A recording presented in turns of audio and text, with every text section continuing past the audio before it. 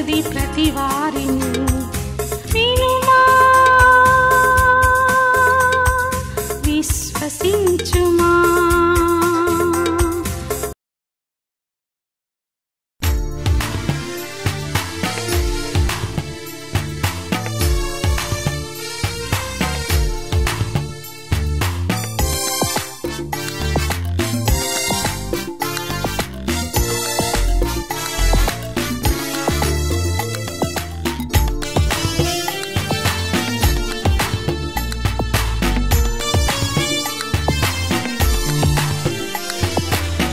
యేసు కొరకు జీవించు ప్రియుడా, యేసులా జీవించు ప్రియుడా. యేసు కొరకు జీవించు ప్రియుడా, యేసులా జీవించు ప్రియుడా. నమ్మదగిన శిష్యునిలా, శక్తిగల భక్తునిలా, నమ్మదగిన శిష్యునిలా, శక్తిగల భక్తునిలా. యేసు కొరకు జీవించు ప్రియుడా, యేసులా జీవించు ప్రియుడా.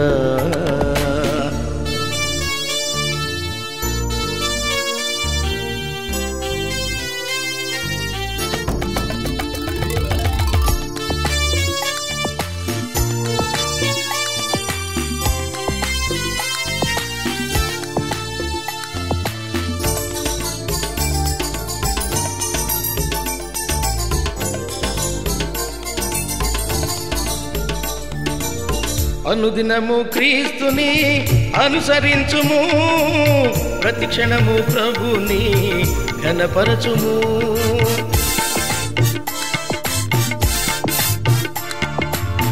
అనుదినము క్రీస్తుని అనుసరించుము, ప్రతిక్షణము ప్రభుని ఘనపరచుము. సిలువను నీవు విడనాడకుము, గురి యొద్దకు నీవు పరుగెత్తుము. సిలువను నీవు విడనాడకుము, గురి యొద్దకు నీవు పరుగెత్తుము. యేసు కొరకు జీవించు ప్రియుడా, యేసులా జీవించు ప్రియుడా. యేసు కొరకు జీవించు ప్రియుడా, యేసులా జీవించు ప్రియుడా.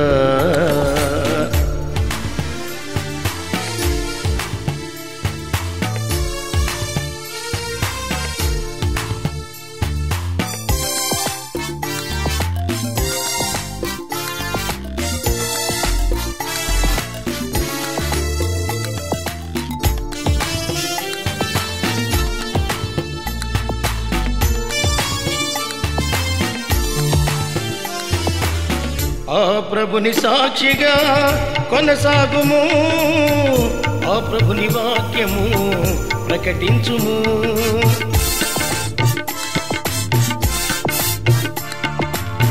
ఆ ప్రభుని సాక్షిగా కొనసాగుము, ఆ ప్రభుని వాక్యము ప్రకటించుము. ఆయన రాజ్యమును విస్తరింపజేయుము, నశించే ఆత్మల రక్షించుము. ఆయన రాజ్యమును విస్తరింపజేయుము, నశించే ఆత్మల రక్షింపుము. యేసు కొరకు జీవించు ప్రియుడా, యేసులా జీవించు ప్రియుడా. యేసు కొరకు జీవించు ప్రియుడా, యేసులా జీవించు ప్రియుడా. నమ్మదగిన శిష్యునిలా, శక్తిగల భక్తునిలా, నమ్మదగిన శిష్యునిలా, శక్తిగల భక్తునిలా. యేసు కొరకు జీవించు ప్రియుడా, యేసులా జీవించు ప్రియుడా.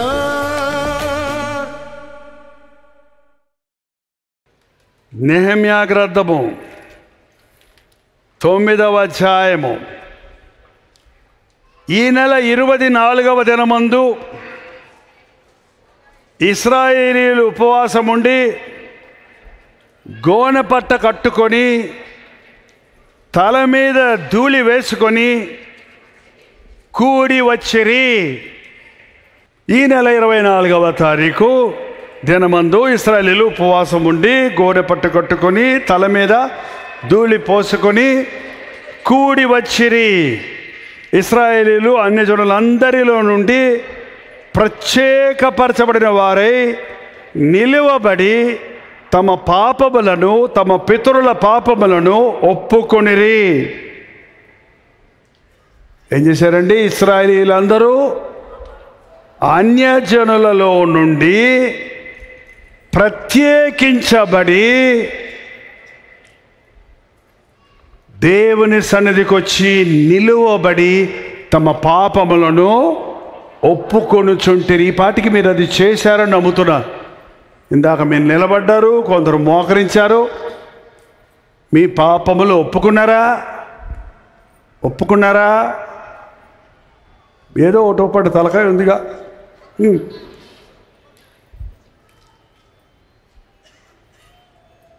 ఎన్ని పాపాలు ఒప్పుకున్నారు? 3, 2? ఒకే మాటలో అన్ని పాపాలు క్షమించుకో ప్రభువా.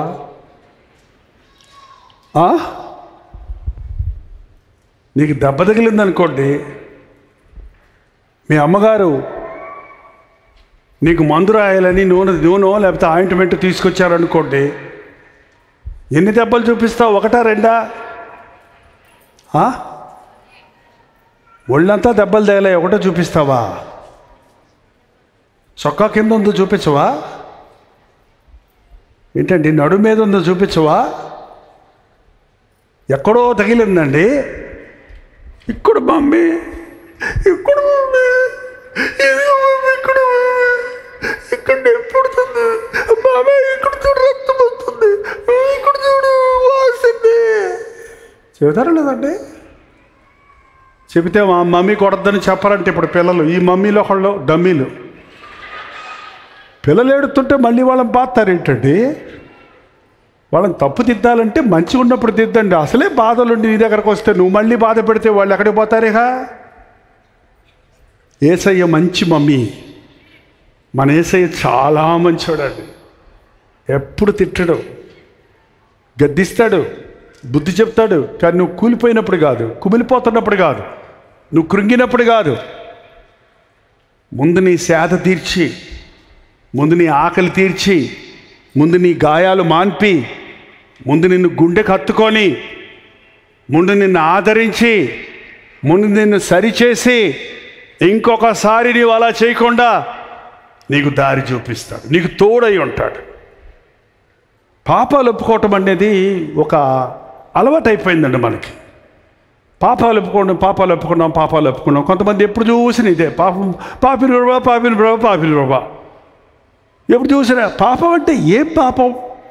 ఆజ్ఞాతిక్రమమే.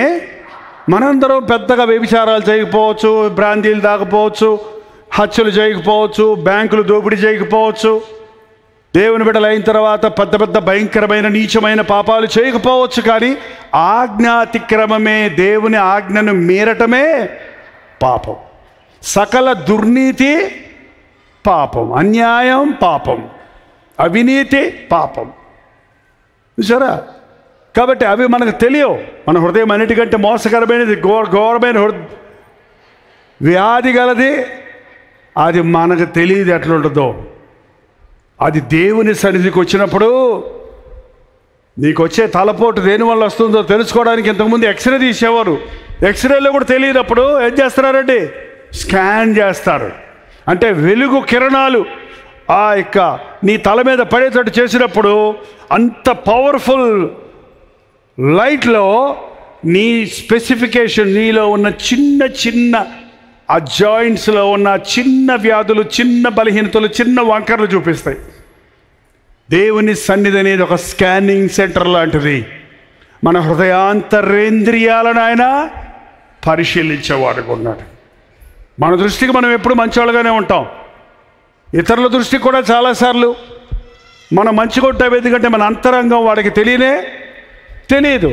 కానీ దేవుని సన్నిధిలోకి వచ్చినప్పుడు మన నీచ స్థితి, మన యొక్క మోసకరమైన స్థితి మనం తెలుసుకోగలుగుతాం. నీ ముఖ కాంతిలో మా రహస్య పాపాలు కనబడుతూ ఉన్నాయి. ఇక్కడ ఇశ్రాయేలీలందరూ చెదిరిపోయారండి. దేవుని మందిరం కాల్చివేయబడింది, మందిరపు గోడలు పడగొట్టబడ్డాయి. ఆ సమయంలో నెహెమ్యా పూనుకున్నాడు, ప్రార్థించి ఉపవాసం ఉండి కొన్ని నెలలు ఉపవాసం ఉండి ప్రార్థించి ఈ పనికి వచ్చాడు. అక్కడికి వచ్చి జనులందరినీ పోగు చేశాడు. అక్కడ ఎజ్రా అనే ఒక శాస్త్రి ఉన్నాడు. ఆయన కూడా మనుషులు హృదయాలను జీవితాలను ఇశ్రాయేలు జనాంగమును దేవుడు ఎన్నుకున్న దేవుడు కోరుకున్న జనులు తప్పిపోయారు. వాళ్ళు అన్యులతో సహవాసం చేశారు, అన్యులతో వివాహాలు చేసుకున్నారు, అన్యాచారాలతో కుటుంబాలు నింపుకున్నారు. కుటుంబములు అన్నీ కూడా యథార్థమైన స్థితి లేకుండా పోయిందండి. వివాహాల గురించి జాగ్రత్తగా ఉండమని హెచ్చరిస్తానికి ఈ మీటింగ్లో ఒక భాగంగా పెట్టాం. కులం కోసం ఎతుకుతున్నారు మన ఆంధ్రాలో వాళ్ళు. పెళ్ళనగానే కట్నం ఎక్కడ దొరుకుద్దా అని చూస్తున్నారు అంతే. మా నాన్న మాకు 8 మందికి పెళ్ళిళ్ళు చేశాడు. ఒక్క పెళ్లిలో కూడా ఏం కొలవన్న పాయింటే లేదు. ఎప్పుడు కూడా ఎంత కట్నం ఇస్తారు లేక ఎంత కట్నం ఇవ్వాలి మేమని అడిగి ఆ క్వశ్చన్కి ఆ ప్రశ్న వచ్చిన పెళ్ళిళ్ళు వద్దనేశారు ఆయన అంతే. ఒక్కరికి కట్నం ఇవ్వలేదు, ఒక్క విషయంలో పెళ్లి గురించి అడగలేదు. 4 అమ్మాయిలు 4 అబ్బాయిలు, 8 పెళ్ళిళ్ళు 2 సంవత్సరాల్లో చేశాడు ప్రభు పాదాలు పట్టుకొని. ఎవరు పట్టుకొని? మ్యాట్రిమోనియం పట్టుకొని కాదు, ప్రభు పాదాలు పట్టుకొని. ఏంటంటే కానీ ఈ రోజున ప్రతిదానికి బంధువులు చెప్పారు మన కులం పోతుంది, కట్నం ఎక్కువ వస్తుంది. ఇక్కడ ఇశ్రాయేలీలు చేసిన పెద్ద పాపం ఏంటంటే అన్యజనులతో సహవాసం చేసి ప్రభువుని ఎరిగిన వారు ప్రభువుని ఎరగని వారితో వియ్యముంది అనవసరమైన కలవరాలు తెచ్చుకున్నారు. ఐగుప్తులో నుండి ఇశ్రాయేలు బయటకు వచ్చినప్పుడు మధ్య మధ్యలో సడుగుతూ గొణుగుతూ విసిగిస్తూ ఉండడానికి ముఖ్యమైన కారణం ఎవరో తెలుసండి? మిశ్రిత జనము అని ఉంది బైబిల్లో. ఎవరాళ్ళు? మిశ్రిత జనం అంటే ఎవరో? ఐగుప్తీయుడు ఇశ్రాయేలీయుడు ఐగుప్తీయుడిని వాళ్ళని పెళ్లి చేసుకుంటే వాళ్ళకు పుట్టిన బిడ్డలు అన్నమాట. ఎంతమైందండి? అర్థం కాలేదా?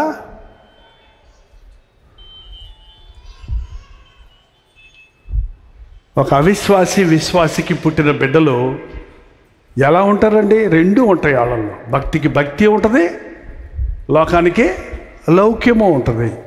కుదరదు.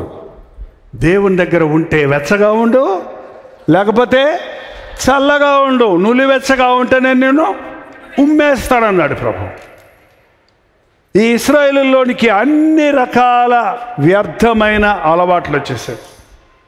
ఎప్పుడైతే దేవునికి విరోధంగా మనం ఉంటామో సాతానుకు సన్నిహితులం అయిపోతాం. ఎప్పుడైతే ప్రభువుకు దూరం అవుతుంటామో సాతానుకు మనం దగ్గర అవుతూ ఉంటాం. చూసారండి? దేవుని యొద్దకు రండి, అపవాదిని ఎదిరించండి, అప్పుడు వాడు మీ ఎదురండి పారిపోతాడు. మీరు సాతాను దగ్గరే ఉంటూ దేవా నువ్వు నాకు సహాయం చేయమంటూ మాకు విడుదల దొరకలేదంటే ఎట్లా వస్తుంది? అందుకే మొదట మన పాపములను మనము ఒప్పుకొనిన ఎడల ఆయన నమ్మదగినవాడు నీతిమంతుడు గనక మన సకల దుర్నీతి నుండి ఆయన మనలను పవిత్రులుగా చేయను. ఈ రోజున అనేకుల జీవితాల్లో ఆ పశ్చాత్తాపం లేదండి. క్రైస్తవ సభలలో కూడా పశ్చాత్తాపం కనబడటం లేదు. పాటలు వినబడుతున్నాయి, ఆరాధనలు చేస్తున్నారు, ఆర్భాటాలు చేస్తున్నారు, హల్లెలూయాలు చెప్తున్నాం. ఎందుకంటే మనం కూడా చెప్పాం కదా, అందుకని మరి మీరు చెప్పలేదా అంటారు ఎవరంటే పొద్దున్నాను. ఏంటంటే దేవుని బిడ్డలైనట్టుగా రాజకైన వారిగా బైబిల్ పట్టుకొని వస్తున్నాం. ఎంతో ఆశతో కూర్చొని నీ జడులైనట్టు నీ ముందు కూర్చొని వింటారు, నీ పాటలతో పాటలు ఆనందిస్తారు, రాజకైన విధంగా వస్తారు. కానీ వారి హృదయం నాకు దూరంగా ఉంది అని ఆనాడు ఇర్మియా భక్తులు చెప్పినట్లుగా, ఇర్మియాకు చెప్పినట్లుగా. ఒకసారి వచనం చూపిస్తామా? ఇర్మియా ఒకసారి అందించండి గబగబా. ఇర్మియా, ఎస్ ఎహెజ్కేలు గ్రంథం, సారీ ఎహెజ్కేలు 33, 23, 31 తీయండి. ఎహెజ్కేలు గ్రంథం 23, 31. 33 అంటే మరి 23 అంటారు ఏంటి? ఓకే 33, 31 నేను చదువుతున్న. రాజనులు రాజగిరి వారిగా నీ యొద్దకు వచ్చి నా జనులైనటువంటి నీ యొద్ద కూర్చోండి, నీ మాటలు విందురు. బాగుంది అంతవరకు కదండి. దొరికిందంటే ఎహెజ్కేలు గ్రంథం 33వ అధ్యాయం 31వ వచనం. నా జనులు, ఎవరి జనులు? మనం అందరం యేసయ్య జనులమే, దేవుని బిడ్డలమే. రాదగిన విధంగా మీటింగ్కి సిద్ధపడి బైబిల్ పట్టుకొని కానుక పెట్టుకొని అబ్బా ఎంత బాగా వస్తామో ప్రైజ్ ది లార్డ్ అని చెప్పుకుంటూ వచ్చి నీ ముందు కూర్చుండదురు. అబ్బా అసలు ఈ 11 గంటలకు వచ్చి ఇప్పుడు దాకా కూర్చున్నారంటేనే మీరు చాలా గ్రేట్ అండి కదా. ఎవడు కూర్చుంటాడు ఈ రోజున? దేవుడు అంటే అట్లా చూసుకొని ఇట్లా వేసుకొని వెళ్ళిపోయేటట్టు ఉండాలి. కానీ ఇదేందయ్యా గంటలు గంటలు కూర్చుంటారన్నారు ఒక ఆయన. దేవుడు అని అట్లా కూర్చుంటే మనకేమన్నా పనులు అవుతాయా? మనకు డబ్బులు ఎవడిస్తాడు, మనకు తిండి ఎవడు పెడతాడు, మన ఉద్యోగాలు ఏమైపోతాయి, వ్యాపారాలు ఏమైపోతాయి అంటున్నారు కొంతమంది పిచ్చోళ్ళు. యేసయ్య లేకుండా నువ్వు చేసిన వ్యాపారం అంతా చివరికి దివాళే కదా. యేసయ్య లేకుండా నువ్వు చేసిన ఉద్యోగం అంతా అయిపోయి రిటైర్ అయ్యాక నీకు మిగిలిందేంటి? 30 లక్షల అప్పు, 33 జబ్బులు, బీపీ, షుగరు, థైరాయిడ్, కీళ్ళ నొప్పులు, కాళ్ళు నొప్పులు. అయ్యాక నీకు మిగిలింది నువ్వు చేసిన ఉద్యోగానికి. దేవుని సన్నిధిలో ఒక దినము గడుపుట 1000 దినముల కంటే శ్రేష్టం. ఏదో పెద్ద త్యాగం చేసామనుకోవద్దు. ఒకరోజు దేవునికి ఇస్తే దేవునికి ఏదో చేసామనుకోవద్దు, నీకే అది మేలు. రాదగిన విధంగా వచ్చి నీ ముందు కూర్చుంటారు, చాలా బాగుంది. నీ మాటలు విందురు కానీ వాటిని అనుసరించి ప్రవర్తింపరు. వారు నోటితో ఎంతో ప్రేమ కనపరుచుదురు కానీ వారి హృదయము లాభమును అపేక్షించుచున్నది. క్రైస్తవ భక్తి లాభ సాధకం కాదండి, లాభం కోసం కాదండి. ఈ సోషల్ మీడియా వచ్చాక మాలా సూట్లు బూట్లు వేసుకున్న పాస్టర్లు చూసిన వాళ్ళందరూ లోకంలో ఉన్నోళ్ళు వ్యాపారం వీళ్ళకే డబ్బు సుఖం. మా సుఖం ఏంటో చూడాలి, మా ఎంట వస్తే తెలుస్తుంది. మా ఇంటున్న వాళ్ళు ఉన్నారు, చెన్నైలో అడగండి. ఎంతసేపు పడుకుంటామో, ఎంతసేపు తింటామో. ఏంటండి విజయవాడలో ఇక్కడ టీం ఉన్నారు, అడగండి. ఎంత ప్రయాసపడితే ఎన్ని రోజులు, వారం రోజుల నుంచి చేస్తున్నారు ఈ ఏర్పాట్లన్నీ కూడా. ఎవడిస్తున్నాడు డబ్బులు? దొరలు ఇచ్చే డబ్బులు అయిపోయినాయి, దొరలకే లేవు, అడుక్కుంటున్నారు వాళ్ళేమి ఇస్తారు మనకి? వాళ్ళ డబ్బులు మనకెందుకైనా ఏంటండి? మనం పిల్లలకు పెళ్లి చేయాలన్నప్పుడు రోడ్డు మీద గుడ్డేసుకొని బాబో కూతురు పెళ్లి చేయాలి బాబో పిచ్చమైంది అని అడుగుతావా నువ్వు? ఒక్కడవు నీ బిడ్డ పెళ్ళికి నువ్వు అంత ఖర్చు పెడితే ఇంతమందికి కలిసి మీటింగ్ పెట్టుకోలేమండి. చూసే వాళ్ళకి ఏంటి, ఎవడో డబ్బులు ఇస్తే మనం పెట్టేశామంట, ఏదో మత మార్పిడి చేసేసామంట. ఇది ఒక పెద్ద తంట అయిపోయింది ఈ రోజుల్లో. సేవకుడు లాభం కోసం సేవ చేయకూడదు, విశ్వాసులు లాభం కోసం విశ్వాసం ఉంచకూడదు. క్రైస్తవ జీవితం లాభం కాదు, త్యాగం. చెప్పండి, క్రైస్తవ జీవితం చర్చికి వస్తే నాకేమొస్తుంది కాదు, నేనేమివ్వనా చర్చికి అనేది. దేవుడికి వస్తే దేవుడు నాకేమి ఇచ్చాడా కాదు, నేనేమి ఇవ్వాలా దేవునికి. అసలు మనకు ఉన్నాయన్నీ ఎవరిచ్చినాయి? నిజమేనా? సెంట్రల్ గవర్నమెంట్ ఉద్యోగస్తులు ఉన్నారు కదా, మీకు ఎవరిచ్చినాయి? సెంట్రల్ గవర్నమెంట్ ఇచ్చింది. స్టేట్ గవర్నమెంట్ ఎంప్లాయీస్కి ఎవరిచ్చాడు? స్టేట్ గవర్నమెంట్ ఇచ్చింది. అవునా? చెప్పండి. ఏ సెంట్రల్ గవర్నమెంట్ ఇచ్చినా, ఏ స్టేట్ గవర్నమెంట్ ఇచ్చినా, ఎవరు ఏ రీతిగా నీకేది నీ చేతికి వచ్చినా, నువ్వు ఎంత కష్టపడి ఏది నువ్వు సంపాదించుకున్నా అది ఎక్కడి నుంచి వచ్చింది? అదంతా రాజా, అది సెంట్రల్ గవర్నమెంట్. అక్కడ ఉంది పరలోకం, సింహాసనాసీనుడైన ప్రభు ఉన్నాడు మనకి. దేవుడు ఆశీర్వదించండి, ఎవ్వడు ఏమి పొందలేడు. అక్కడ నుండి ప్రతి అధికారము పైనుండి వచ్చింది, ప్రతి దీవెన పైనుండి వచ్చింది. అది గుర్తు చేసుకుంటే నాకు నాదంతా నీదే అని పాట పాడమంటే పాడతారు. నాకున్నదంతా నీవిచ్చిందేనయ్యా, నీకివ్వనేవనయ్యా. అంతేగా, మరి అది కూడా పాడుకోవాలి అక్కడే. మరి ఆయన ఇచ్చింది, ఆయన ఇమ్మంటే అబ్రహాం ఇస్సాకుని ఇమ్మంటే ఇచ్చేశాడు. ఇచ్చేస్తే తీసుకొని వెళ్ళిపోయాడు దేవుడు. అరే దీని మూల నువ్వు నాకు భయపడుతున్నావని తెలిసింది కాబట్టి నేను ఇంకా నిన్ను ఆశీర్వదిస్తాను, నీకు ఈ ఆకాశపు నక్షత్రములని సంతానం ఇస్తానని చెప్పాడు. ఈ రోజున మనం దేవునికి ఇవ్వం, ఉన్నదాన్ని పోగొట్టుకుంటున్నాం. ఇస్తే వస్తుంది అనేది లాటరీ టికెట్లా కాదు. ఇది దేవుడు ఇచ్చినా ఇవ్వకపోయినా. యోబు జీవితంలో ఎన్నో ఇచ్చాడు దేవుడు, అన్నీ తీసేశాడు దేవుడు. ఇచ్చినప్పుడు ఎలా సంతోషపడతామో తీసేసినప్పుడు అలా సంతోషపడితే బాగుంటుంది. ఈ మధ్య కొన్ని చోట్ల చూస్తున్నామండి, చాలామందికి పైకి రా అంటే వస్తారు, కిందకి వెళ్ళంటే మూతి ముడుస్తారు. నిన్ను పైకి పిలిచింది ఎవరు? నిన్ను కిందకి వెళ్ళమంది ఎవరు? మనం ఎక్కడైనా దేవుడు మనల్ని హెచ్చించాలి. మనం తగ్గించుకుంటే దేవుడు హెచ్చిస్తాడు. నువ్వు హెచ్చించుకుంటే ఈ సీట్ నీదిగా దిగా అని నీ దగ్గర ఎవరైనా చెప్తే నీకు ఎట్లుంటుందమ్మా? అయ్యో కింద కూర్చున్నారు ఏంటండి, వచ్చి పైన కూర్చోండి అని చెప్తే ఎట్లుంటుంది? సంతోషపడుతుంది కదా. అందుకే ప్రభు చెప్పాడు, మీరు కింద కూర్చోండి, ముఖ్యమైన స్థానాలు ఆశించకండి, మీరు తగ్గించుకోండి, నేను హెచ్చిస్తానన్నాడు దేవుడు. హెచ్చించినా హెచ్చించకపోయినా, ఇచ్చినా ఇవ్వకపోయినా యోబు చెప్పాడు, ఆయనే ఇచ్చను ఆయనే తీసుకొనను. హల్లెలూయా. ఎప్పుడు నిజమేనా? నిజమే.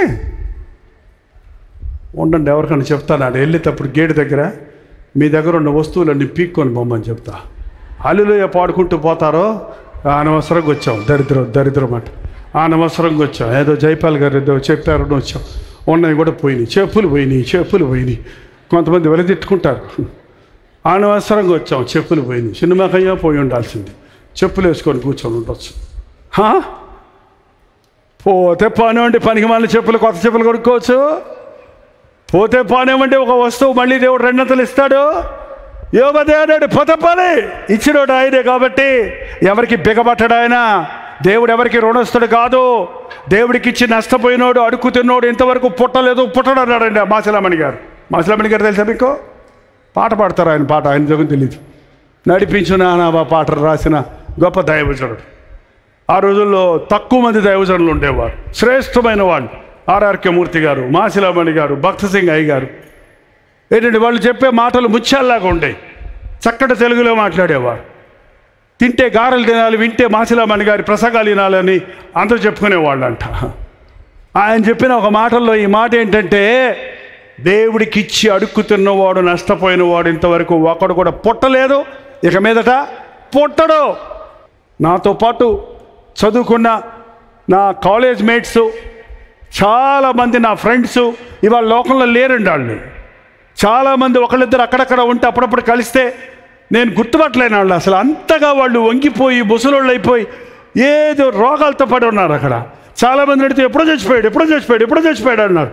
మరి నా జీవితం దేవునికి ఇచ్చాను కాబట్టి నా జీవితాన్ని దేవుడు కాపాడాడు. నీ జీవితం దేవునికి ఎవనొస్తాడా? అదేంటో యేసు ప్రభువుకి ఇమ్మంటే ఈ తల్లులే అడ్డం పడుతున్నారండి. నీ కొడుకుని దేవునికి ఇమ్మ అంటే వాడి భవిష్యత్తు ఏమైపోతావు అంటారు ఏంటండి? మా అమ్మ నన్ను ఇచ్చిందండి, నా భవిష్యత్తు ఏమైందండి? మా అమ్మని అడగండి, వెళ్ళిపోయింది, పరలోకం వెళ్ళింది, వెళ్ళి అడగండి. పరలోకం వెళ్ళేట్టు అడుగుతారు. మా నాన్న మా అమ్మ నన్ను ఇచ్చారు, 18 ఏళ్ళ కుర్రోడిని. ఎట్ట ఇస్తారు చెప్పండి? పెద్ద కొడుకుని నేను ఇంట్లో. అవును పెద్దప్పుడు నువ్వు దేవుని సొత్తు, అడగక్కర్లేదు. ఇంకా ఇవాళ నీ బిడ్డను దేవునికి ఇమ్మంటే ఏమైపోద్దో అదే మనుషులు అంటారు. మళ్ళీ వీళ్ళకేమండి దేవుని సేవ చేసే వాళ్ళకి బోల్ డబ్బులు అంటారు. నువ్వు రా దేవుని సేవ డబ్బు, నేను రాను కష్టం అంటారు. మరి ఇదేంటిది? నువ్వే 2 నోట్ల 4తో మాట్లాడుతున్నావు. దేవుని సేవకులకు బోల్ డబ్బులు అంటే నువ్వు కూడా రా. కష్టే ఫలే. సేవకు వచ్చినంత మాత్రం దీవించబడడం, కష్టపడాలి, నిందలు పడాలి, అవమానాలు పడాలి, శ్రమ పడాలి, అప్పగించిన పనిని నమ్మకంగా చేయాలి.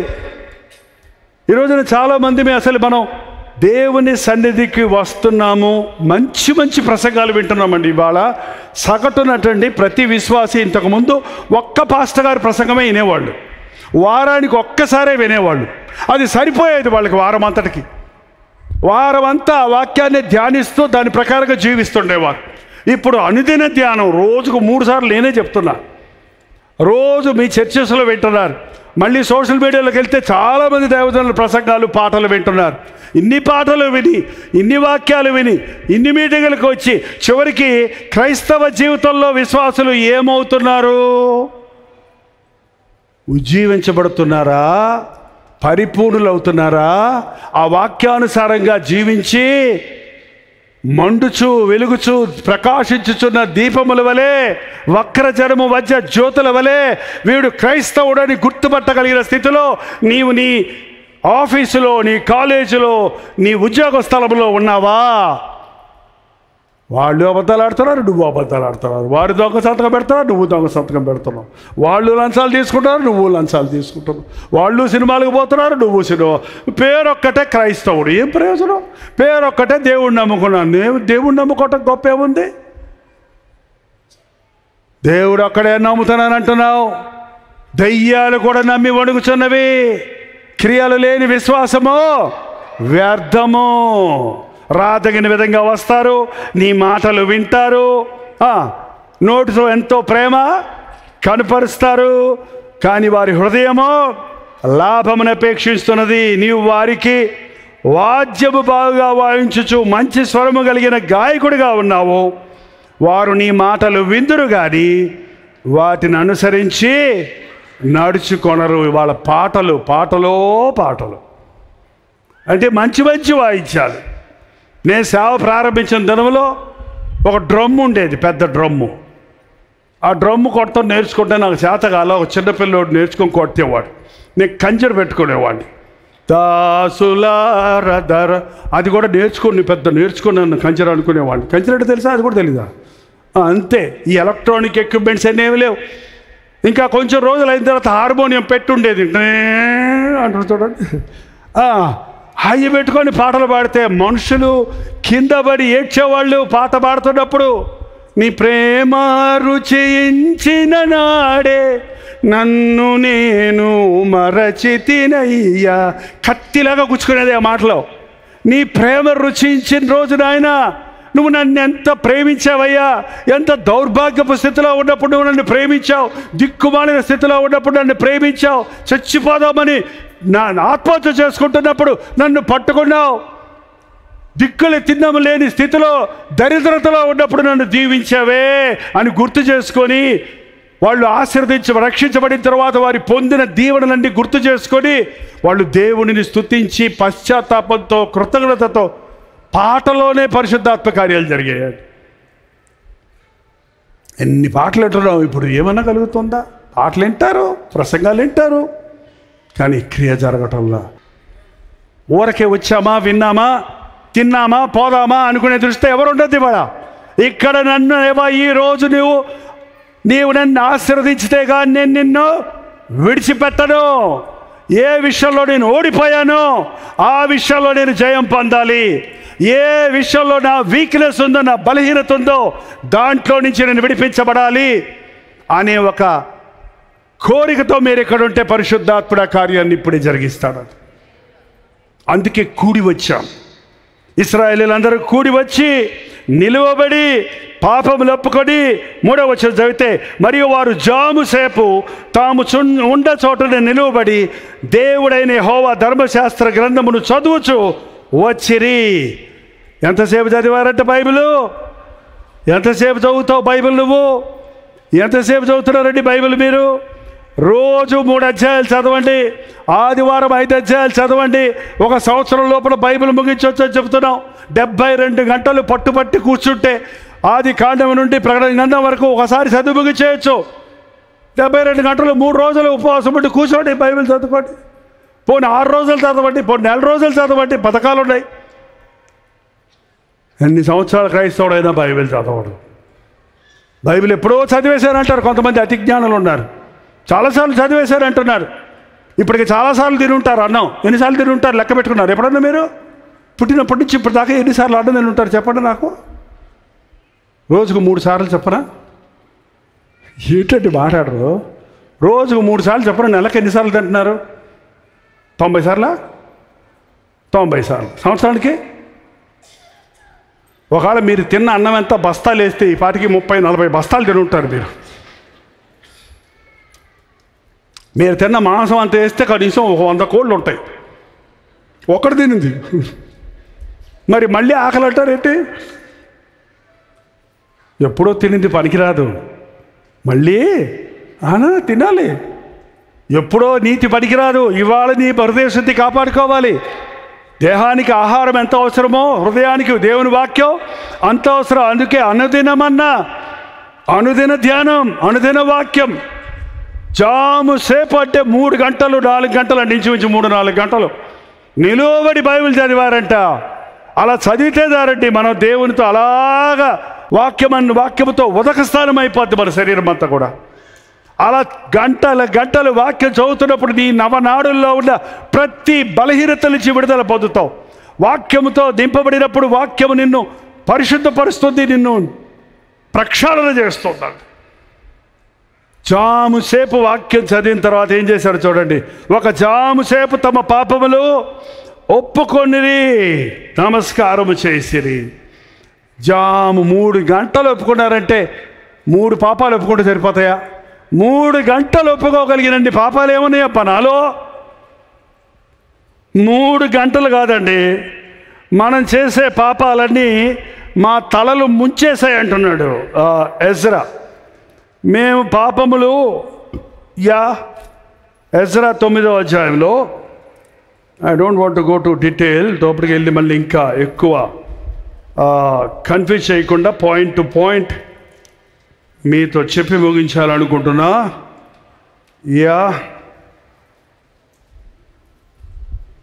మా పాపములు మా తలను మించిపోయి ఉన్నవి. ఎజ్రా గ్రంథము 9వ అధ్యాయము, ఎజ్రా 9 అండి, నెహెమియా 9 నుంచి ఎజ్రా 9కి జంప్ చేయండి. 6వ వచనం. నా దేవా ముఖముని వైపు ఎత్తుకొనుటకు సిగ్గుపడి ఖిన్నుడనై ఉంటిని. మా దోషములు మా తలలకు పైగా ఎన్ని దోషాలు మా తలలకు పైగా ఎచ్చిపోయి మమ్మల్ని ముంచేసాయి. దోషాల్లో ఉన్నాం. ఎన్ని దోషాలు తెలిసిక చేసినవి, తెలియక చేసినవి, దేవుడిని గాయపరిచే, దేవుడిని దుఃఖపరిచే పొరపాట్లనండి, బలహీనతలనండి, లోపాలనండి, పాపాలనండి. ఏ ఒక్కడు నీతిమంతుడు లేడు. అందరూ పాపము చేసి దేవుడి మహిమను పోగొట్టుకున్నారు. తలకు మించిపోయిన పాపాలు ఉన్నాయి. ఇంకో మాట అంటున్నాడు చూడండి. నా దేవా తలకు పైగా ఇచ్చినవి మా అపరాధములు ఆకాశమంతా ఎత్తుగా పెరిగి ఉన్నవి. పాపాలు ఒప్పుకోమంటే ఏదో చిన్న పాపం ఒప్పుకుంటారు, లేకపోతే ఊరికే పాపం అంటారే కానీ నీ పొరుగువాడిని దూషించావు, నీ హృదయంలో తప్పైన ఆలోచనకు చోటిచ్చావు, మేము ఎవరి మీదనో అసూయ పెట్టుకున్నావు, ఎవరి మీదనో కోపం పెట్టుకున్నావు, ఒక కఠినమైన మాటతో అవతల వారి గుండె పుడ్డు చేశావు, నువ్వు బూతు మాటలు నీ నోటికి రానిచ్చావు, లెక్కలేని అబద్ధాలు పొద్దునుంచి సాయంత్రం దాకా మంచినీళ్ళు తాగినట్టు అబద్ధాలు చెప్తారంట కొంతమంది. ఎట్లా అండి? మంచినీళ్ళు ఎలా తాగుతారండి? కాఫీ తాగామనుకోండి, వేడిగా ఉంటుంది కదా అని తాగుతాం. అంటే కూల్ డ్రింక్ తాగామనుకోండి, చల్లగా ఉంటుంది కదా అని పీల్చుకొని ఆగుతాం. మంచినీళ్ళు ఎట్లా తాగుతాం? గ్లాస్ ఎత్తుకున్నామా గడగడగడగడ తాగేయటమే. అంటే ఈ అబద్ధాలు ఆడే వాళ్ళకి ఆలోచించి ఆడరు, గ్యాప్ ఇచ్చి ఆడరు. రుర్రు చేస్తాయి అబద్ధాలు, డంబాలు, అతిశయాలు, గొప్పలు. నోటి మాటలతో చేసే పాపం చాలండి పరలోకం నుంచి మనల్ని దూరపరచడానికి. నా నోటి మాటలు, నా హృదయ ఆలోచనలు నీకు అంగీకారముగా చేసుకో ప్రభువా. ఆలోచనల్లో పాపం చేస్తున్నాం మనం. మన హృదయంలో నుంచి వచ్చే అన్ని దురాలోచనలే. ఎవరికి తెలియదు నీ హృదయంలో వచ్చే దురాలోచనలు. ఒక్క మంచి ఆలోచన రాదు. ఎవరి గురించి ఆలోచించినా తప్పుగానే ఆలోచిస్తావు. ఏది ఆలోచించినా నెగిటివ్గానే ఆలోచిస్తావు. ఏది ఆలోచించినా నీ స్వార్థం కోసమే ఆలోచిస్తావు. అది క్రీస్తు యేసు యొక్క మనసు కాదండి. ప్రతివాడు తమ సొంత కార్యములు చేసుకుందరు కానీ దేవుని కార్యాలు చేయరు. క్రీస్తు యేసును కలిగిన మనసు మనలో రావాలి. ఆయన బిడ్డలమైతే, ఆయన బిడ్డలమని చెప్పుకునే మనం ఆయన పరిపూర్ణుడైనట్టు మనం అన్ని విషయంలో పరిపూర్ణులుగా ఉండాలి. ఆయన పరిశుద్ధుడైనట్టు మనం సకల ప్రవర్తనలో పరిశుద్ధుడై ఉండాలని దేవుడు ఆశిస్తున్నాడు. కానీ ఈరోజును చూస్తే పేరుకు మాత్రమే క్రైస్తవులు. కాబట్టి వాటినన్నిటినీ కక్కేద్దామండి. వాటన్నిటిని దేవుని సందులో ఒప్పేసుకుందాం. ఇవాళ వాళ్ళు జాము సేపు వాళ్ళ పాపాలు ఒప్పుకున్నారట. వాళ్ళ పాపాలే కాకుండా వాళ్ళ పితరుల పాపాలు ఒప్పుకున్నారంట. అవును, మన పితరుల పాపాలు మనం ఎందుకు ఒప్పుకోవాలి? ఎంతమంది మా తల్లిదండ్రులు రక్షించబడ్డవారు అంటారో చేయి చూపించండి. మా తల్లిదండ్రులు రక్షించబడ్డారు అన్నవాళ్ళు చేయి చూపించండి.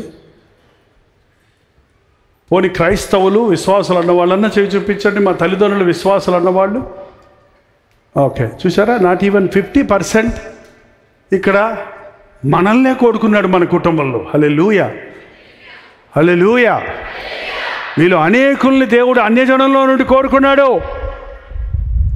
నిన్ను నీ పితరులకి నీ బిడ్డలకి దీవెనకరంగా చేయాలని కోరుకున్నాడండి.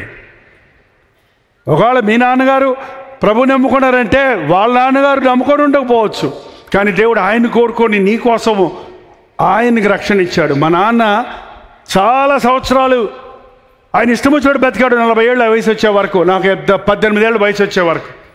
నాకు 18వ సంవత్సరం వయసు వచ్చేటప్పటికి నేను పాపంలో పోతున్న సమయంలో అద్భుతంగా దేవుడు మా నాన్నను మార్చాడు. ఇప్పటికీ నేను నమ్మేది ఏంటంటే మా నాన్నను దేవుడు ఎందుకు మార్చాడంటే నన్ను మార్చటానికి. ఆయన మారిన తర్వాత ఆయన భారం ఏంటంటే, ప్రభా నా పాపాలు నా కుమారుడు ఒళ్ళో పడనివ్వకు. జ్యేష్ఠుడి కుమారుడి ఒడిలో పడతాయంట తండ్రి పాపాలు. జాగ్రత్త అండి, మీ బిడ్డలు పుట్టిన తర్వాత మీరు చేసే తప్పుల వల్ల మీకే కాదు మీ బిడ్డలకు కూడా ఆస్తి సమకూరుస్తున్నారు. ఏంటి? పాపం అనే ఆస్తి, శాపం అనే ఆస్తి. బిడ్డలను కన్న తర్వాత కూడా భయభక్తులు లేవండి మీకు దేవుని మీద. నీ జీవితాన్ని ఎలాగో పాడు చేసుకున్నావు. కనీసం నీ బిడ్డలన్నా దీవించబడాలని ఆశపడితే నువ్వు దేవుని వైపు తిరగాలండి. దేవుడు కోరుకున్నాడు. నీ పితరుల పాపాలు ఉన్నాయి, వంశపారంపర్యమైన పాపాలు ఉన్నాయి. పితృపారంపర్యమైన మీ వ్యర్థ ప్రవర్తన విడిచిపెట్టినట్లు నిర్దోషము నిష్కలంకమైన క్రీస్తు రక్తము ద్వారా మీరు విమోచించబడ్డారు. హెరిడిటీ అంటారండి. ఇప్పుడు చూడండి, 20 ఏళ్ళకే షుగర్ అన్నాడు. ఏంటంటే మా అమ్మ నాన్నకు ఉందండి, లేదా మా అమ్మకు ఉందండి, మా నాన్నకు ఉందండి, నాకు వచ్చేసింది.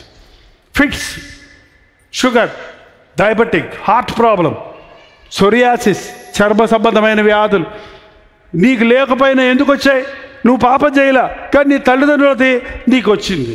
గెహాజీ పాపం చేశాడు, గెహాజీ పిల్లలు ఏం పాపం చేయలా, కానీ గెహాజీ పిల్లలందరూ కుష్ఠరోగులంట. వాళ్ళ అన్నదమ్ములు, వాళ్ళ పిల్లలు అందరు గోక్కుంటే ఏంద్రా మన అందరం ఇట్టాగే ఉన్నామేంద్రా. మన తాత ఒకడు ఉన్నాడు దరిద్రుడు. ఆ తాతగాడు ఆ డబ్బుల కోసం ఆ రథ వెనకాల పడి సేవ చేస్తారని వెళ్ళి ఎలీషా లాంటి గొప్ప దైవజుడి దగ్గర ఉండి కక్కుర్తి పడి అబద్ధాలు చెప్పి అబద్ధాన్ని ఒప్పుకోకుండా శాపగ్రస్తుడయ్యాడ్రా. మన నాన్న మనకు బంగారం ఇచ్చాడు, కుష్టి ఇచ్చాడు. భలేగుంది కదా.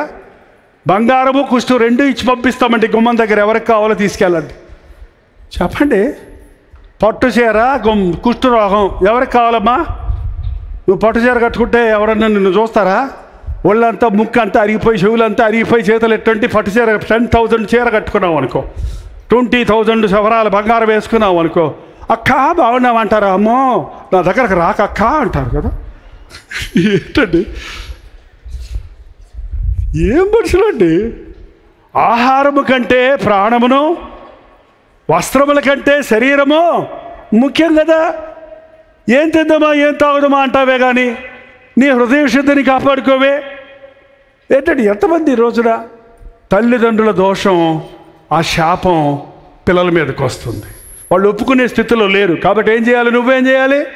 పితరుల కొరకు కూడా మీరు రక్షించబడ్డవారైతే మీ తల్లిదండ్రుల రక్షణ కోసం ప్రార్థన చేయండి. మీ అమ్మ కోసం ప్రార్థన చేయండి. అమ్మమ్మ కోసం ప్రార్థన చేయండి. మీరు అమ్మమ్మలు రక్షించబడితే మీ బిడ్డల కోసం, బిడ్డల కోసం ప్రార్థన చేయండి.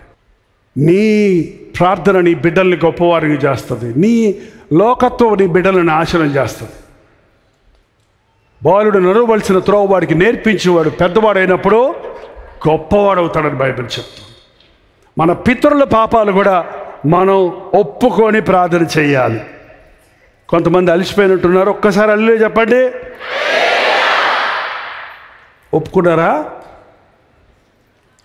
అలిసిపోయామని ఒప్పుకున్నారా? హల్లెలూయా. యా, ఒప్పుకున్నాక ఏం చేశారో చూద్దాం. చూడండి, మెట్ల మీద నిలబడి వాళ్ళు ఎలుగెత్తి ప్రార్థన చేసిన తర్వాత ఒక్కసారి నేను కొన్ని ముఖ్యమైన పాయింట్స్ అందులో మీకు చూపించేసి మనం కొంచెం ప్రార్థన చేసి ఈ సెషన్ ముగించుకుందాం. దేవా, వాళ్ళు వాళ్ళ స్థితిని చెప్పుకుంటున్నారు, ఒప్పుకుంటున్నారు, మాకు చేసిన మేళ్ళని గురించి తలంచుకుంటున్నారు. ముఖ్యంగా దేవుని సన్నిధిలో చేరినప్పుడు ఒకటి, దేవుని గొప్పతనాన్ని మనం గుర్తించాలి, మన యొక్క దరిద్రతను మనం గ్రహించాలి. వీఆర్ నాట్ ఈక్వల్ అండి. దేవుడు మనం సమం కాదు, కానీ మనల్ని సమానులుగా చేశాడు. ఆయన సమానంగా చేసినా కూడా, నిన్ను ఆయనతో పాటు కూర్చోబెట్టుకోవడానికి చూసినా కూడా ఈ లోకంలో ఉన్నంత వరకు ఆయన మనం ఒకటి కాదండి, ఒకటి కాదు. చాలాసార్లు మనం ఒక ప్రేమ చూపించే దైవజనుడిని చూసినప్పుడు, తగ్గించుకునే దైవజనుడిని చూసినప్పుడు తగ్గించుకోవటం కంటే చాలామంది ఈ రోజున ఈక్వల్గా చేసుకుంటున్నారు. వాళ్ళు కూడా దానివల్ల నష్టపోతున్నారు. దేవుడు చేసిన మేళ్లను కృతజ్ఞత లేకపోతే దేవుడు ఎవరి కోసం చేస్తాడు మేళ్ళు? దేవుడు అంటే మేలు చేయాల్సినోడే కదా, దేవుడి పని ఏంటి, దీవించవలసిందే కదా అన్నట్టు టేక్ ఇట్ ఫర్ గ్రాంటెడ్ అంటాడు. చూడండి, ఎవడి కోసం దేవుడు చేస్తాడు అనుకుంటాడు. దేవుడికి చేయాల్సిన అవసరం ఏం లేదండి, నీకు మేలు చేయాల్సిన అవసరం. నీ స్థితి నువ్వు గ్రహించుకుంటే ఎంత అనర్హుడివో, ఎంత అపవిత్రుడివో, ఎంతగా తగ్గించబడిన వాడివో, ఎంతగా దేవుడిని హెచ్చించాడో అని తెలుసుకుంటాం. దావీదు ఎప్పుడు అదే గుర్తుపెట్టుకునేవాడు. గొర్రెల దొడ్డులో ఉన్న నన్ను తీసుకొచ్చి సింహాసనం మీద కూర్చుంటూ పెట్టావే, నేను ఎంతటి వాడినయ్యా. ఒక్కసారి ఆలోచన చేయండి. ఒకప్పుడు మీరున్న స్థితికి, ఇప్పుడు మీరున్న స్థితికి, ప్రభువుని నమ్మిన తర్వాత మీరు పొందినటువంటి దీవెనలు ఎక్కువ ఉన్నాయా లేవా? ఉన్నాయా అన్న వాళ్ళు చేసి చూపించండి. అందరూ చూపిస్తున్నారేంటి?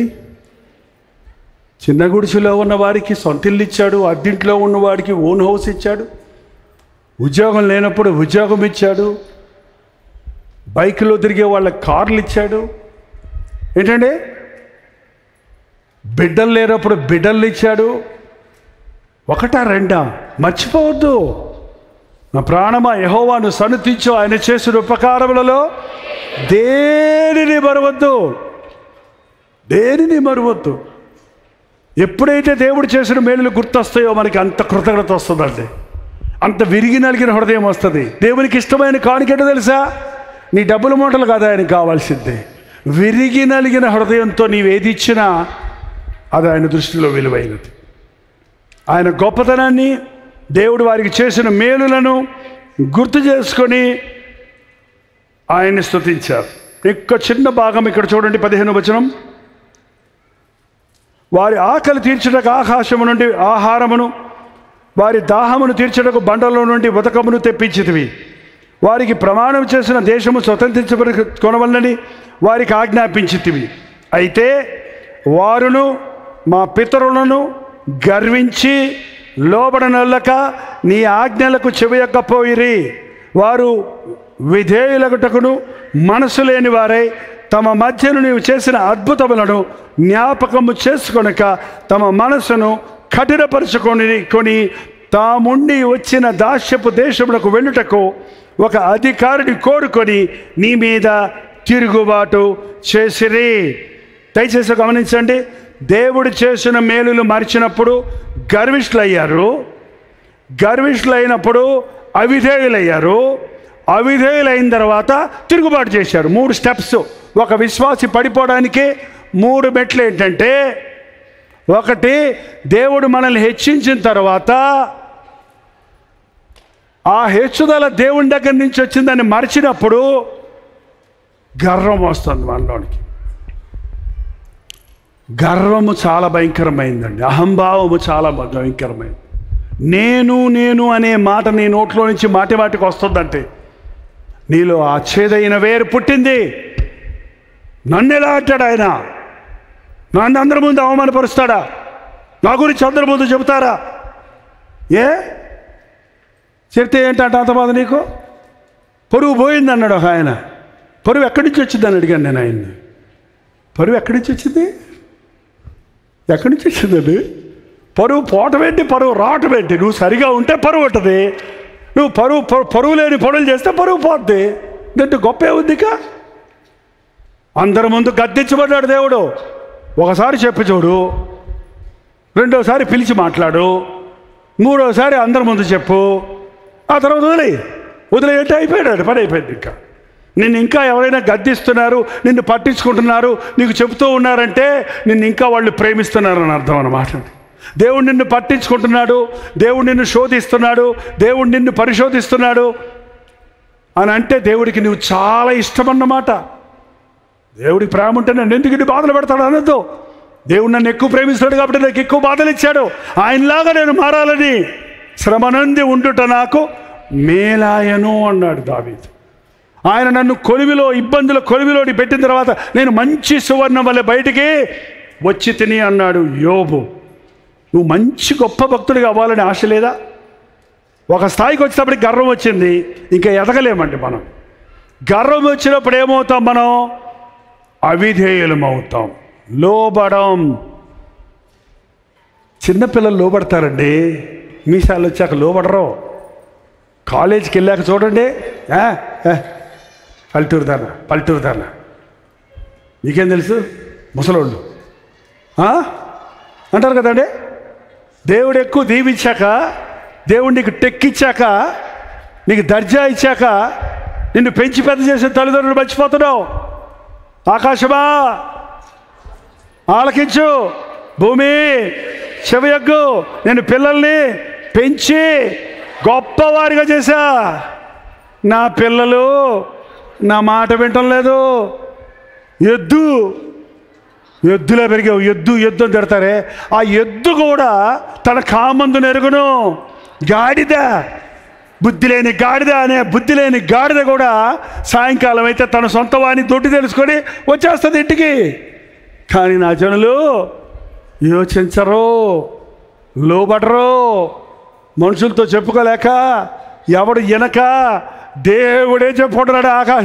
ఆకాశమా భూమి చూడే, భూమి నీ ఇద్దరిని నేను సృష్టించి ఈ మనుషుల కోసం ఇన్ని చేస్తే, వీళ్ళని ఇంత గొప్ప చేస్తే ఇవాళ నన్ను మర్చిపోయారు. చూడు, ఇవాళ ఇదే పరిస్థితి అండి.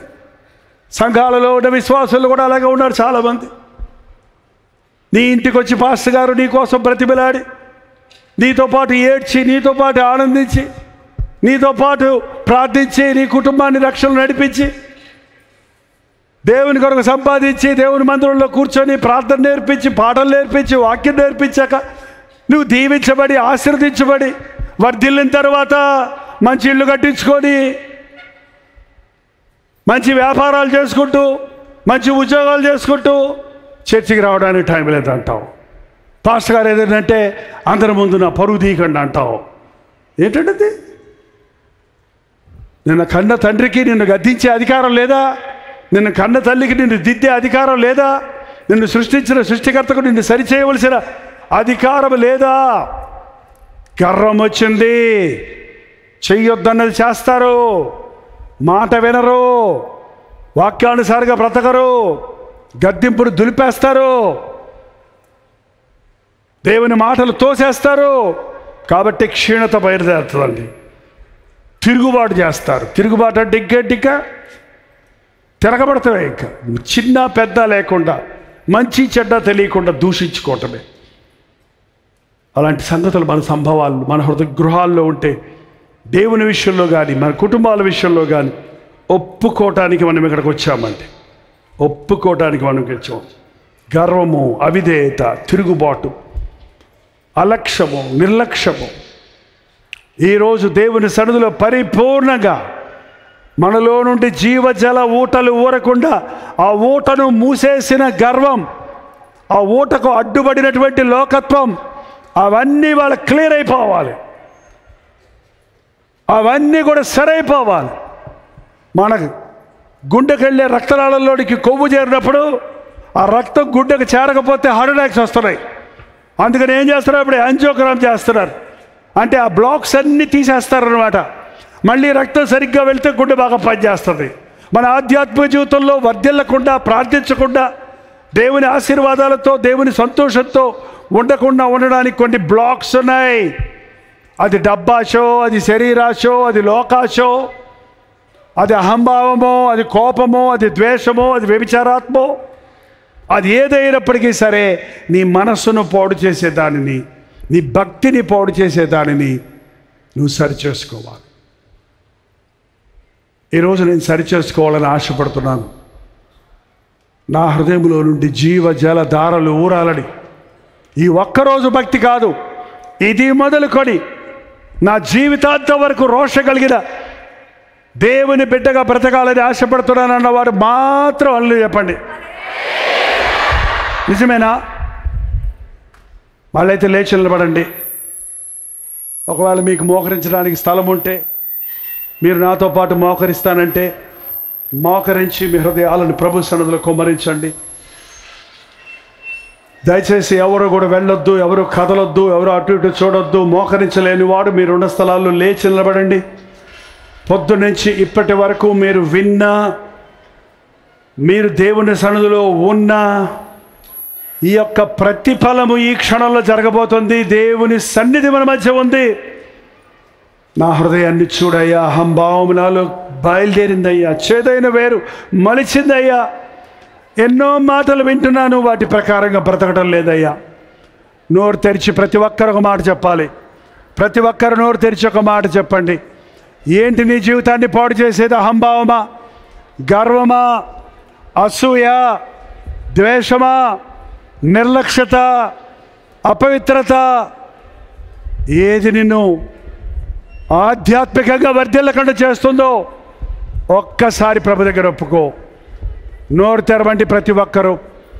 దేవా, నాలో ఉబికే భక్తి నాకు కావాలయ్యా, నాలో జీవజల ఊటలు కావాలయ్యా, నా హృదయంలోనైనా నిరంతరమైన దీవెన సంతోషం కావాలయ్యా.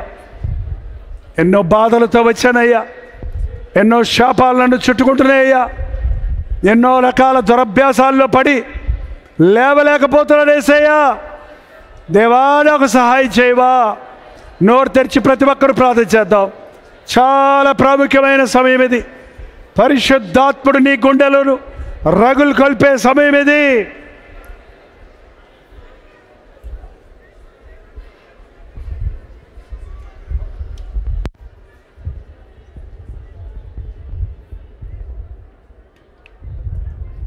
నీ హృదయంలో దీవెన ఉందా? నీ ఇంటిలో ఆశీర్వాదం ఉందా?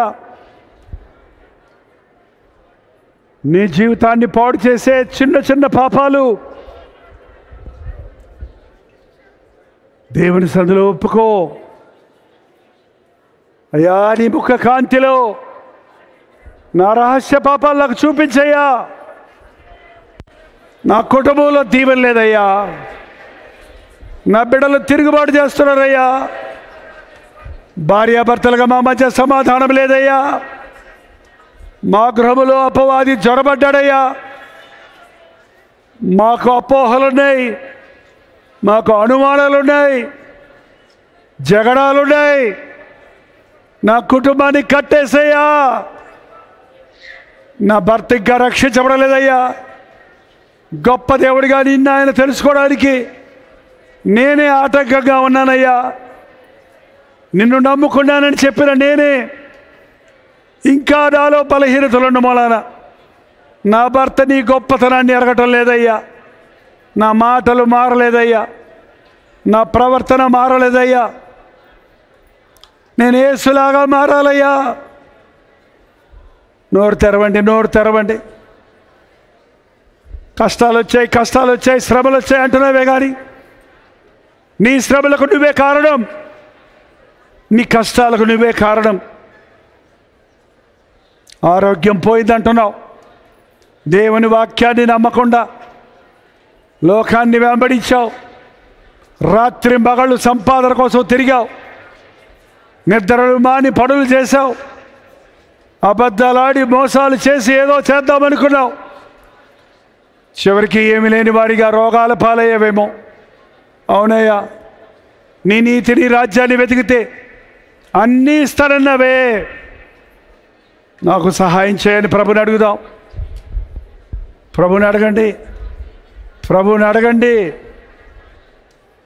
గర్భఫలం లేదయ్యా, గర్భఫలం యెహోవా ఇచ్చు దానము, కుమారులైన అనుగ్రహించు స్వాస్థ్యము. మీరు అడగలేదు కాబట్టి దొరకలేదన్నాడు. మందుల దగ్గరికి వెళ్ళావు, డాక్టర్ల దగ్గరికి వెళ్ళావు, అన్ని ప్రయత్నాలు చేసావే కానీ నీవు నీ భర్త, నీవు నీ భార్య మోకాళ్ళ మీద పడి ప్రభువా ఒక బిడ్డను ఒక దయచేయి, నీ కొరకు ఆ బిడ్డను పెంచుతామని నిబంధన చేసావా? ఇప్పుడు చేయి, ఇప్పుడు చేయండి, దేవుడు బిడ్డనిస్తాడు మరుసటి సంవత్సరానికి. అందుకే దేవుడు నిన్ను ఇక్కడ తెచ్చాడు. గుడ్రాలనే నింద నీకు ఉండకుండా పిల్లల గల తల్లిగా నిన్ను చేయాలని దేవుడు ఆశీర్వదిస్తున్నాడు. బిడ్డల వివాహాలు జరగలేదే, బిడ్డలకు పెళ్ళిళ్ళు అవటం లేదే అంటున్నావు, నీ ప్రయత్నాలు చేస్తున్నావే కానీ దేవా నా బిడ్డలకు యోగ్యమైన వ్యక్తుల్ని బయలుపరచు, నీ వాక్యానుసారమైన వివాహాలు మా బిడ్డలకు జరిగినట్లుగా నీ చిత్తములో ఉన్న వ్యక్తులను బయలుపరచమని అడిగావా? ఖచ్చితంగా యోగ్యురాలు, తన పెనిమిటికి కిరీటం, గుణవతి అయిన భార్య దొరుకుట అరుదు, అట్టిది ముత్యముల కంటే శ్రేష్టమైనది అన్నట్టు నీ కుమారుడికి ఒక గుణవతి అయిన భార్య కావాలంటే ప్రభువుని అడుగు. వాళ్ళని వీళ్ళని అక్కడికి ఇక్కడికి కాదు, కట్నాలు కానుకలు అందచందాలకు కాదు, కులము జాతి మతములకు కాదు, ఏవా నీ చిత్తమే మా బిడ్డల వివాహం జరగాలి అని అడగండి. ఈ సమయంలోని దేవుడు తన కార్యాన్ని జరిగిస్తాడు. ఇదిగో నేను ఒక నూతన క్రియ చేస్తున్నాను, ఇప్పుడే అది ప్రారంభమవునన్నమాట నీ బ్రతుకులో నెరవేరుతుంది. ఇంత చదువులు చదివి ఒక స్థిరమైన ఉద్యోగం లేక టెంపరీ జాబ్స్ చేసుకుంటున్నాను, కుటుంబాన్ని పోషించుకోలేకపోతున్నాను, కన్న తల్లిదండ్రులకు సహాయం చేయలేకపోతున్నాను, చేసిన అప్పులు తీర్చలేకపోతున్నాను అనే వ్యధతో మీరు ఇక్కడ ఉంటే నన్ను అడుగు, నా నామంలో మీకేది అడిగినా ఇస్తానన్న ప్రభువుని అడగండి. నాకు మంచి జాబ్ దయచేయ్యా, నాకు మంచి ఉద్యోగం దయచేయి నాయన, నాకు ఒక అవకాశం దయచేయి ప్రభువా. నీ హృదయ వాంఛలు దేవుడు తీరుస్తాడు, నీ సమస్యకు దేవుడు పరిష్కారాలు ఇస్తాడు. నిందలు పడ్డాయా? అపనిందల్లో ఉన్నావా? ఇరుగు పొరుగు వారి మాటలతో కుమిలిపోతున్నావా? నీ భర్తే నిన్ను వేధిస్తున్నాడా? నీ భార్య నిన్ను బాధిస్తుందా? అత్తమామల ద్వారా బాధించబడుతున్నావా? ఎటువంటి చిక్కుల్లో పడున్నా యేసయ్య చెంతకు రా, ఆయన కౌగిల్లో చేరు, ఆయన కౌగిల్లో నిన్ను కప్పి నోటి మాటల వలన కలుగు నొప్పిని కలగకుండా చేస్తాడన్నాడు ఆయన. మనుషుల మాటలు నీ హృదయాలను పాడు చేయకుండా ఆయన నిన్ను కౌగిల్లో దాస్తానంటున్నాడు. ప్రభువా నిన్నే ఆశ్రయిస్తున్నానయ్యా, నీ కౌగిల్లో నన్ను చేర్చయ్యా. అన్నీ పోగొట్టుకున్నానయ్యా నా బుద్ధిహీనత వల్ల. ఆరోగ్యం పోయిందయ్యా, కుటుంబం చెదిరిపోయిందయ్యా, నా త్రాగుడు వల్ల అప్పుల పాలైపోయానయ్యా, అనారోగ్యం పాలైపోయానయ్యా, నా గయ్యాలితనం వలన నా కుటుంబాన్ని కూల్చుకున్నానయ్యా, ఎటువంటి విలువలు లేని జీవితం జీవిస్తున్నాను అంటే యేసయ్య దగ్గరికి రా. ఈ శాపాన్ని సులువులో పొందాడు ఆయన, నీ పాపానికి పరిహారం చేశాడు ఆయన. ఆయన నిన్ను కొట్టడు, తిట్టడు, ఆయన నిన్ను క్షమిస్తాడు. నువ్వు నీకు శిక్ష విధించను, ఇక నువ్వు వెళ్ళి పాపము చేయకు, నా సాక్షిగా బ్రతుకుమని ఈరోజు నీతో సెలవిస్తున్నాడు. నీ పాపము ఊటను ప్రభు పాదాల దగ్గర వదిలి నీ సమస్యల చిక్కులను ప్రభు సన్నిధిలో ఒప్పుకొని ప్రశాంతతతో ఇక్కడ నుండి వెళ్ళాలని, కన్నీటితో ఎవరిలోనికి వచ్చావేమో ఆనందంతో ఇక్కడి నుంచి వెళ్ళాలని, భారము నుండి విడిపించబడిన వెళ్ళాలని, హృదయ వాంఛలు తీర్చబడి పంపాలని ప్రభు ఆశిస్తున్నాడయ్యా. నన్ను చూడయ్యా, నోరు తెరవండి, నోరు తెరవండి. ప్రభా ఏంటో చెప్పండి, దేవునితో చెప్పండి. నాకు తెలియదు మీ బాధ ఏంటో, మీ అవసరత ఏంటో, మీ కొరత ఏంటో, మీ చిక్కేంటో స్పష్టంగా చెప్పండి. జీవో కలిగిన దేవుడు మన మధ్య ఉన్నాడు, ప్రార్థన ఆలకించే ప్రభు మన మధ్య ఉన్నాడు. ఈ రోజు నుంచి నీ దుఃఖ దినములు సమాప్తమైనవి, నీ శాపం కొట్టివేయబడింది కలువరి శిలువలో. నమ్ము, నీ చేతులతో చేసిన దోషం కొరకు ఆయన చేతుల్లో మేకలు కొట్టబడ్డాయి. నీ పాదములతో పెట్టిన పరుగుల కొరకు ఆయన పాదాలకు శీలలు కొట్టబడ్డాయి. నీ దురాలోచనల కొరకు ఆయన నెత్తిన ముళ్ళ కిరీటం పెట్టబడింది. నీ చెడిపోయిన హృదయానికి ఆయన డొక్కలో పొడవబడింది. ఒక్కసారి సిలువ వైపు చూడు. నీ స్థానంలో నీ కొరకు పరిహారం చేసిన యేసయ్య నామములో ఈరోజు నీకు పాప క్షమాపణ ఉంది. నువ్వు సిలువలో ఉన్నావు, క్రీస్తు నీలో ఉన్నాడు. సమాధాన సంతోషాలతో జీవజల ఊటలతో ప్రభువు సాక్షులుగా జీవించడానికి దేవుడు నిన్ను కోరుకున్నాడమ్మా. నిన్ను కోరుకున్నాడు సోదరుడా, నిన్ను కోరుకున్నాడు యవనస్తుడా. ఇంకొక్క నిమిషం కూడా లోకానికి వెళ్ళొద్దు, ఇంకొక్క నిమిషం కూడా అపవాదికి చోటు ఇవ్వద్దు. యేసయ్యా, ఇది కూడా జీవితం అయ్యా, నీ చేతుల్లో పెడుతున్నానయ్యా. నన్ను వాడుకో యేసయ్యా, నన్ను మార్చుకో యేసయ్యా, నన్ను శుద్ధీకరించేసయ్యా. స్వరమెత్తి ప్రార్థించండి ప్రతి ఒక్కరూ, నోరు తెరిచి మొరపెట్టండి ప్రతి ఒక్కరూ.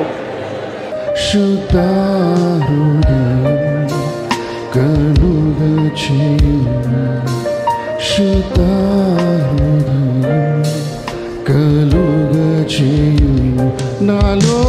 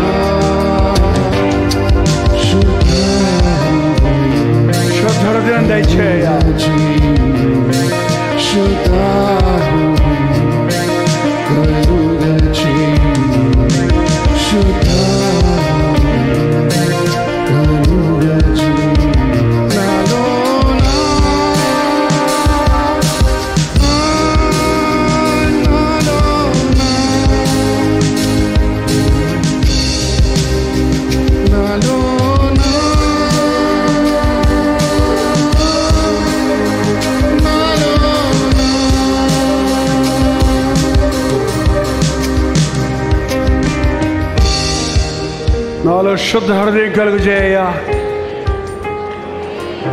నీ జ్ఞానమును నీ సత్యమును నా అంతరము పుట్టించుము. నీ జ్ఞానమును నీ సత్యమును నా అంతరము పుట్టించుము.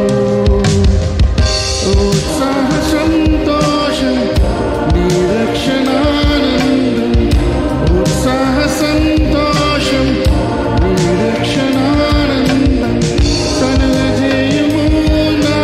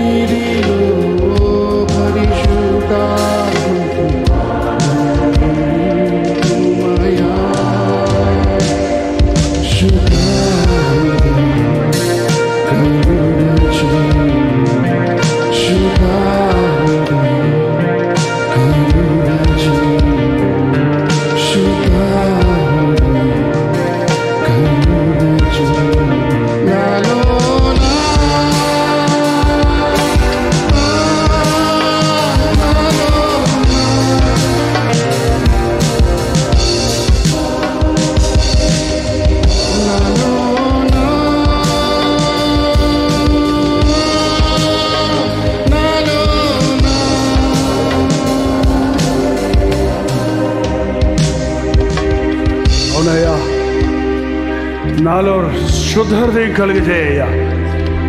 రక్షణ ఆనందంతో ఇక్కడి నుంచి వెళ్ళాలి. సమృద్ధి జీవముతో ఇక్కడ నుండి వెళ్ళాలి.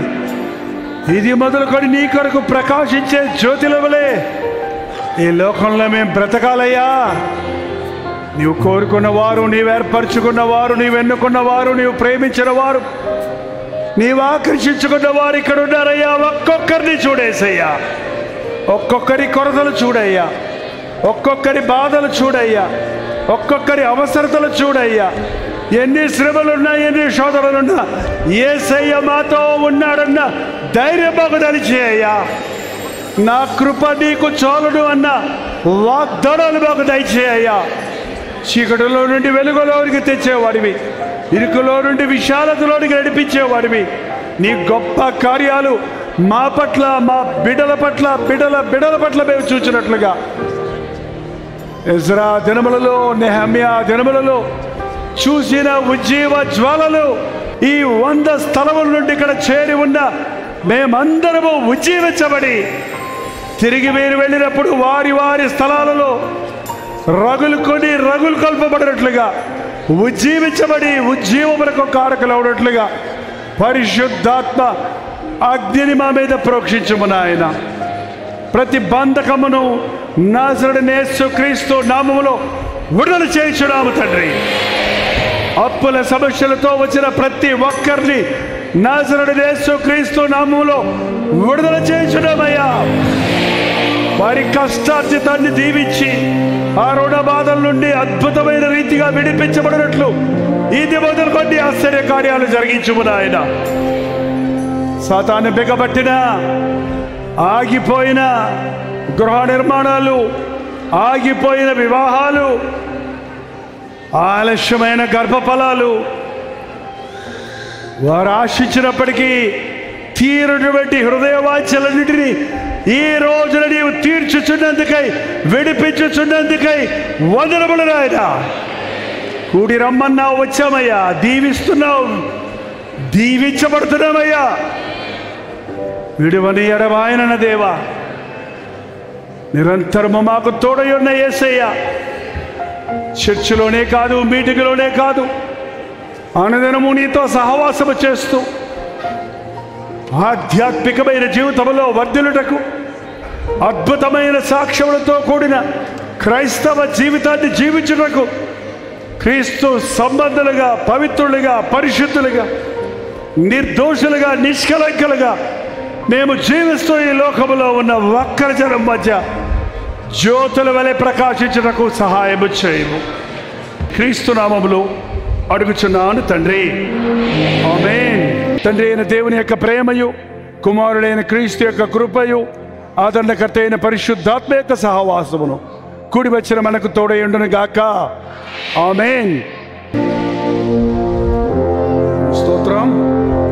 దాని స్తోత్రం. మీరు విన్న వర్తమానం మీకు ఆశీర్వాదకరంగా ఉంటే, మీ ప్రార్థన అవసరతల భారాలు ఉంటే 954041 నెంబర్కి ఇప్పుడే ఒక టెక్స్ట్ లేక వాయిస్ మెసేజ్ ద్వారా వాట్సాప్ పంపించండి.